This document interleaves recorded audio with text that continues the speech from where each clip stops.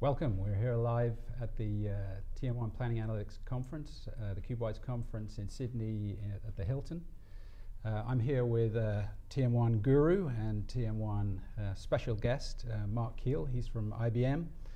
Mark, welcome. I'm going to just do a quick sort of 5-minute discussion with you, if that's okay. Thanks for coming. Absolutely.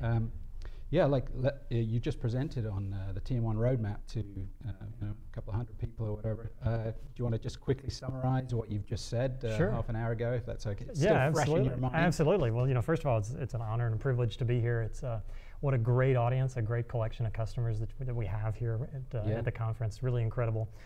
Probably one of the largest accumulations of TM1 customers all in one room. So as a product manager and offering manager, I'm really excited to be able to interact and communicate. Feeling the love in the room. It's fantastic. The excitement in the room was fantastic. So a great group of presenters and a great set of activities for everyone this week. So I had the opportunity to share, our product roadmap, which really encompasses a couple of things. Primarily, it's an opportunity for me as a product manager to communicate IBM's strategy to our customers, also to communicate what's going on in the marketplace, for enterprise performance management, which is the area in which we operate, and then to talk about what we're doing with our product, Planning Analytics, both in terms of the now. So what are we doing with Planning Analytics Workspace? What are we doing with the TM1 server? What are we doing with PA for Excel? What are our developers working on today? And what have we recently delivered? So we went through a whole host of those recent capabilities and tried to share that with the audience. And then I got to talk about some of the really exciting stuff, and that's our plans for the future. So as we continue to kind of check these things off the list, the capabilities that we want to bring immediately to Planning Analytics Workspace and PA for Excel, what about what's next? What's our vision? And that's really the fun part of the roadmap for me, kind of selfishly, to communicate that excitement and enthusiasm. And I think we really have a great plan for Planning Analytics Workspace. It's come together really nicely. It's centered around, first of all, combining Cognos Analytics and Planning Analytics together. So we're one business unit again, which is a relatively new development, and so that presents. This is out of where's the dev out of?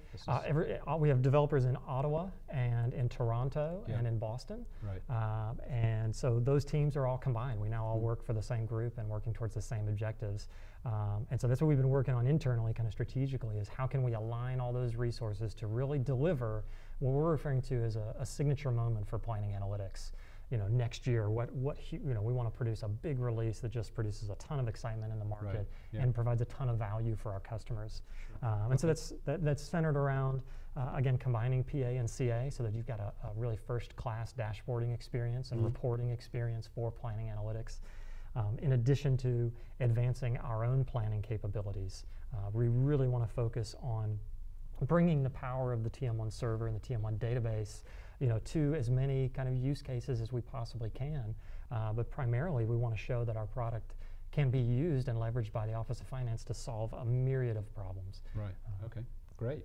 What can you sort of put some meat on the bone on what's coming in Workspace and PAX? Like what's the story there? Yeah, absolutely. So in PAX we're really primarily focused right now on performance and perspectives, kind of equality, so to speak. So making sure that every type of formula mode that we offer in PAX is super blazing fast, right? And so when you refresh your report, how quickly can we get that data back to you? As fast as people expect that they have at the moment. That's right. That's job one. I'd say in PAX job two is probably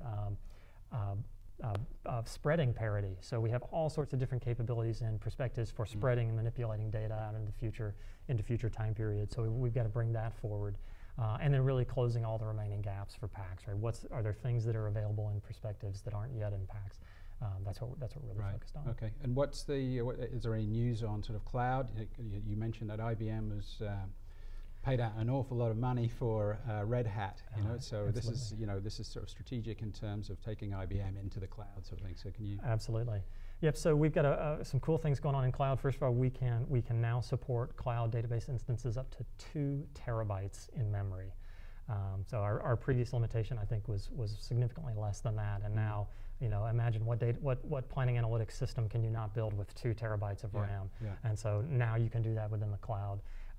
You mentioned Red Hat. We definitely have an opportunity to bring planning analytics to the public cloud and the private cloud, and then, you know, have Red Hat help our customers manage those 2 things. A big part of that is our Exciter project. So we love internal code names at IBM, and what's more exciting than a project name, Exciter? Yeah. And so Exciter is really our next generation TM1 database server that's a microservice or a service that's enabled in the cloud, enterprise ready, scalable, and with horizontal availability and failover. So all kinds of great, exciting. And feederless. Absolutely. Famously feederless. That's right. That's right.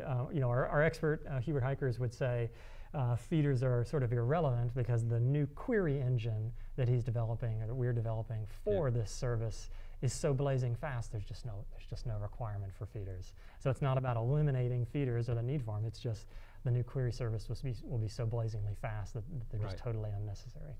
Really cool. Well, we look forward to seeing that. Okay. Have you got any, you know, lastly, maybe just sort of, you know, customers that are using TM1 at the moment? Oh yeah. You know, what's, you know, how big are they getting? How complex? Yeah, I think we're over 5,000 customers worldwide, and we span the range of, you know, simple interdepartment planning applications or systems, management reporting systems, all the way up to some of our biggest customers like Uber and Amazon, who build custom interfaces and custom applications for the most sophisticated applications and processes you can imagine.